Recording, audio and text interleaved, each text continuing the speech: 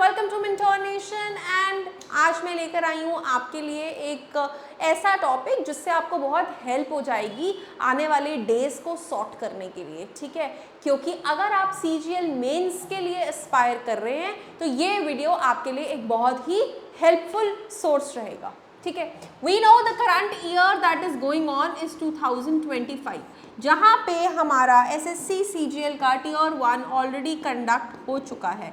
I know काफ़ी discrepancies रही हैं एंड कुछ बच्चों का पेपर सक्सेसफुली हो भी नहीं पाया है। That's okay, we need to keep all those issues aside for now, at least for those people जिनका हो चुका है tier 1, right. Once SSC cut off release कर देती है और आपका टीयर 1 क्वालिफाई हो जाता है, you will be headed towards your tier 2 और तब तैयारी स्टार्ट होगी टीयर 2 की। लेकिन आप लोगों को क्या करना है, पहले से ही तैयार रहना है कि हमें किन किन चीज़ों पर फोकस रखना है, किन किन चीज़ों को टारगेट करना है और आगे जाके टीयर 2 को हम अच्छे से क्रैक कर पाएँ, है ना। आई मौका और आई अपॉर्चुनिटी को गंवाना नहीं चाहिए यार। अगर आप लोग इतने कैपेबिलिटी से टीयर 1 को क्वालिफाई कर चुके हो तो टीयर 2 के लिए भी पहले से ही मेंटली प्रिपेयर्ड रहो कि मुझे किन किन चीज़ों पे ज़्यादा फोकस करके टीयर 2 को भी क्रैक करना है, राइट, ताकि एक सक्सेसफुल जॉब आपके हाथ में हो। आइए चलिए आगे स्टार्ट करते हैं। हमारा आपको टॉपिक दिखाई दे रहा होगा स्क्रीन पे, एसएससी सीजीएल मेंस 2025 की स्ट्रैटेजी की प्रेपरेशन स्ट्रैटेजी। हम उस पर कैसे उसको प्रिपेयर करेंगे, कैसे हम चीज़ों को अच्छे से और स्मार्ट वर्क के ज़रिए से कैप्चर करेंगे। आइए, आपको पता है मैं ऑलरेडी अपनी पिछली वीडियो में एग्जाम पैटर्न बता चुकी हूँ कि जो हमारा टीयर 2 रहता है सीजीएल का, ठीक है, उस टीयर 2 में हमारे दो पेपर होते हैं। पेपर 1 जो कि सभी पोस्ट्स के लिए कंपलसरी रहता है और पेपर 2 जो कि हमारा सिर्फ जेएसओ के लिए ही कंपलसरी होता है, तो people who are applying for junior statistical officers, right. लेकिन हमारा जो पेपर 1 है that is compulsorily for all, everybody has to give this exam, that is compulsory for all. और उसी पेपर 1 की मैं आपके साथ प्रेपरेशन स्ट्रैटेजी यहाँ पर डिस्कस करने वाली हूँ।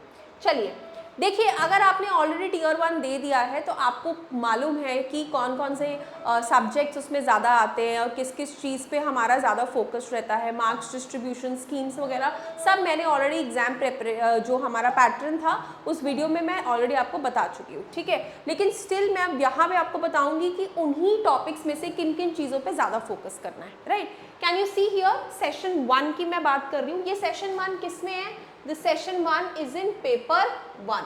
तो जो भी हम अब बात करेंगे फॉलोइंग वो हम पेपर 1 की ही करेंगे। पेपर 1 भी हमारा 3 सेशंस में डिवाइडेड है।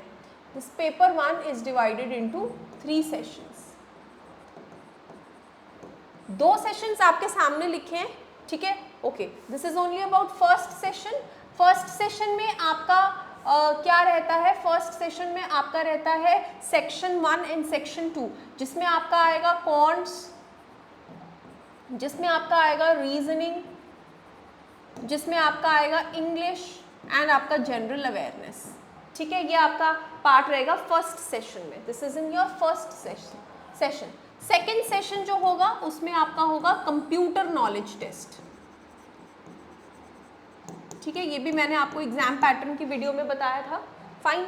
एंड जो हमारा थर्ड सेशन रहेगा पेपर 1 में उसमें आपका आएगा डाटा एंट्री टेस्ट, मतलब आपका जो स्पीड वाला टेस्ट होता है ना, कि जो आप टाइपिंग वाला टेस्ट करते हैं वो आपका डाटा टाइपिंग टेस्ट रहता है यहाँ पे, ठीक है। अब सेशन 1 की अगर मैं बात करूँ तो उस सेशन 1 में कॉन्ट्स, रीजनिंग, इंग्लिश, जीए ये डिवाइडेड है आपके 2 सेक्शंस में। ये आपका सेक्शन 1 कॉन्स्टिट्यूट करता है एंड दिस कॉन्स्टिट्यूट्स आपका सेक्शन 2, ठीक है। ये आपके कुछ लगभग 30 क्वेश्चंस आते हैं, ठीक है। और यहाँ पे इंग्लिश के आपके 45 और जीए के आपके लगभग 20 क्वेश्चंस आते हैं। ये कुछ नंबर ऑफ क्वेश्चंस आपके एग्जाम्स में रहते हैं, ठीक है। अब अगर मैं आपकी बात करूँ सेक्शन 1 की, आप देख सकते हो mathematic ability that is quants, ठीक है, और आपका reasoning and general intelligence that is obviously reasoning. Section 2 में इंग्लिश लैंग्वेज एंड कॉम्प्रीहेंशन और जनरल अवेयरनेस, ठीक है। जनरल अवेयरनेस देखो यार लॉजिक्स है, आपको पता हो, लॉजिक्स नहीं फैक्ट्स है, ठीक है। जो आप पढ़ोगे वही डायरेक्टली आपको एग्जाम में आप टिक मार्क कर सकते हैं। The only key over here is to hold on to have a revision over the topic, ठीक है।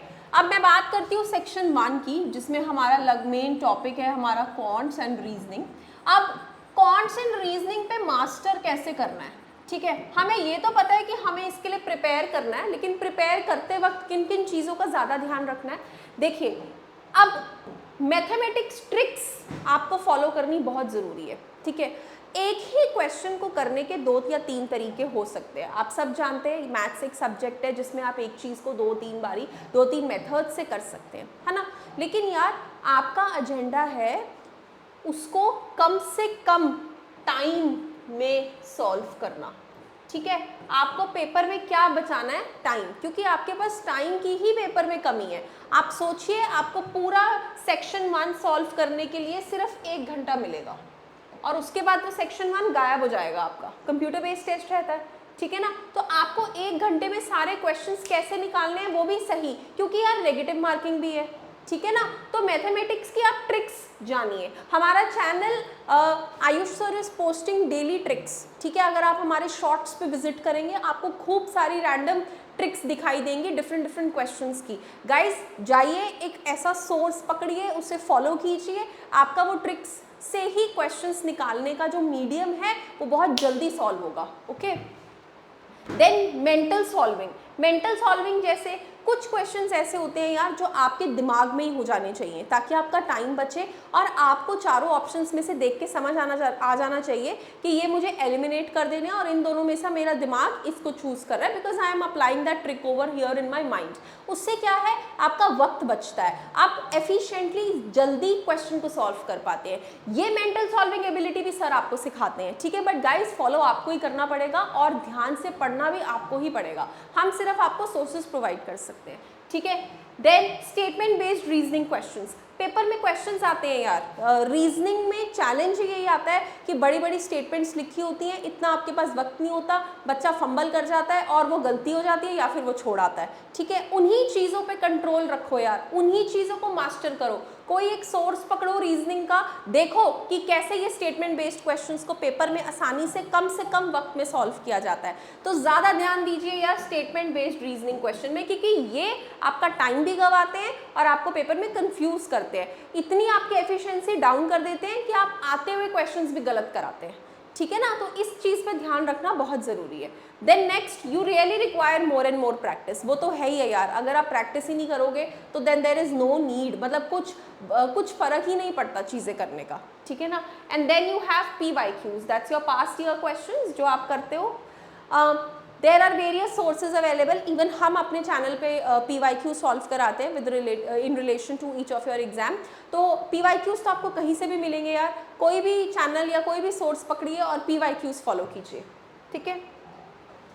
देन बात करते हैं सेक्शन 2 की, जहां हमारे मेन 2 टॉपिक्स हैं, that is English and general awareness. यार इंग्लिश कुछ बच्चों के लिए बहुत ही ज़्यादा आसान रहता है और कुछ बच्चों के लिए बहुत ही ज़्यादा चैलेंजिंग हो सकता है, क्योंकि उनके यहाँ इंग्लिश पे होल्ड इतना स्ट्रॉन्ग नहीं होता, ठीक है। मैं खुद आपको इंग्लिश के लिए बेस्ट गाइड कर सकती हूँ, ठीक है। मैं आपको एक्चुअली समझा रही हूँ कि अगर आपको इंग्लिश पे अपना मास्टर करना है, इंग्लिश एक ऐसी चीज़ नहीं है जो ओवरनाइट पढ़ी और आ गई। इंग्लिश में आपको कंटिन्यूसली अपडेटेड रहना पड़ता है, बेस बनाते रहना पड़ता है। जैसे काफ़ी सारी चीज़ें होती हैं जो एग्जाम्स में आती हैं, फॉर एग्जाम्पल वोकैब्युलरी के डिफरेंट वर्ड्स यूज़ किए जाते हैं। अब यार आंसर तो आप तभी निकालोगे ना जब आपको मतलब पता होगा, और मतलब जानने के लिए आपको नॉलेज होनी चाहिए कि कौन कौन से अच्छे वोकैब्युलरी वर्ड्स हम डेली भाषा में अपने यूज़ कर सकते हैं। और अगर आप बहुत शिद्दत से उसको फॉलो करोगे ना, you will get to know कि जो एग्जामिनेशन सर्कल है ना उसमें कुछ सेम वर्ड्स हैं जो रिपीटेडली रिपीट होते हैं, उन्हीं पे अगर आप अपना मास्टर पकड़ लेंगे, अपना कंट्रोल लगा लेंगे तो आपके लिए बहुत आसान हो जाएगा। Same situation goes for one word substitution and idioms. I am posting so many shorts, ठीक है, based on Bollywood characters, based on daily sessions की आम तौर पे भी हम वो चीज़ें सुनते हैं लेकिन सुन के कभी रियलाइज़ नहीं करते उनका मीनिंग क्या है, और वही हमारे पेपर में आ जाती है। और मैं आपको हैरानी की बात बताती हूँ, बहुत सारे ईडियम्स ऐसे होते हैं, जब आप 9th-10th में इंग्लिश पढ़कर आ रहे थे ना बेटा, आपको लिटरेचर की बुक्स लगी हुई थी, उन लिटरेचर की बुक्स में भी वो ईडियम्स थे, लेकिन कभी किसी ने इतना ध्यान से पढ़ा ही नहीं, ना आपको पढ़ाया गया कि आपको ये बात पता हो कि वो एक ईडियम है और उसका ये मीनिंग है। तो शायद आज आपको पेपर में इतनी हेल्प हो जाती है उस बात की। लेकिन nevertheless it's not too late, मैं आपको फिर समझा रही हूँ, आप मुझे फॉलो कीजिए। मैं आपको बताऊंगी वेरियस ईडियम्स जो जो अलग अलग पेपर्स में आते हैं। And keep watching my shorts यार regularly, it just takes 30 seconds. 30 seconds में आपको एक नई चीज़ सीखने को मिलेगी कि अच्छा ये भी होता है, ओ वी यूज़ दिस, और आप उसे अपने एक सेंटेंस में भी यूज़ करके देखिएगा तो आपके दिमाग में as a long term memory वो फिट हो जाएगा, कभी भूलेगा नहीं, ठीक है। देन सिनोनिम्स एंटोनिम्स का भी सेम केस है यार। अब ऐसा तो है नहीं हम स्कूल में है कि 10-15 मैम ने सिनोनिम एंटोनिम लिखवा दिए वही पेपर में आ जाएंगे। You need to vasten your knowledge, आपको पता होना चाहिए कि कौन कौन से और वर्ड्स है। एंड मैं फिर बोल रही हूँ, there are restricted words only which are revolving in this circle. Then reading comprehensions, RCs सब वोकैब पे बेस्ड है यार। आरसीज पढ़ सब लेते हैं लेकिन आरसीज का मीनिंग डिराइव करना मुश्किल हो जाता है। मीनिंग कैसे डिराइव करोगे जब आरसीज में लिखे शब्द आपको समझ में आएंगे, ठीक है ना। तो आरसीज की प्रैक्टिस कीजिए, more and more you will practice RCs, you will be able to get a good hold on it. Then general awareness के तो फैक्ट्स हैं, मैंने आपको पहले ही बताया यार, general awareness, GK, current affairs, ये कुछ ऐसी चीज़ें हैं जो फैक्चुअल है। The more and more you will read, the more and more you will be able to attempt in the examination, ठीक है ना। जो आपका सेशन 2 है दैट्स कंप्यूटर नॉलेज टेस्ट, और सेशन 3 है आपका टाइपिंग वाला टेस्ट, वो बहुत इजीली प्रिपेयर हो जाते हैं आखिरी के 15 दिनों में। वो इतना बड़ा चैलेंज नहीं है। द मेजर चैलेंज जो हमें आता है पेपर में, पेपर 1 में, दैट इज सेशन 1, ठीक है, जिसमें 2 सेक्शंस हैं, mental ability that's mathematics and reasoning plus English and GA, ठीक है। उन पे अगर आप होल्ड कर लेंगे तो आपका काफ़ी प्रॉब्लम सॉल्व हो जाएगा। गाइज ये थी मेरी प्रेपरेशन स्ट्रैटेजी आप लोगों के लिए। I really told you the real facts जो पेपर में क्योंकि यार बैक टू बैक पेपर होता है, स्ट्रेस अलग लेवल होता है, आपको नहीं समझ में आता कि क्या करें क्या ना करें। वहाँ पे ये फिल्ट्रेशन अगर आपके पास हो ऑलरेडी, आप बहुत अच्छा उस पर मास्टर कर सकते हैं, ठीक है। Thank you so much guys for watching my video, for listening to me, and I hope it really helps you when you start preparing for your CGL mains. Thank you.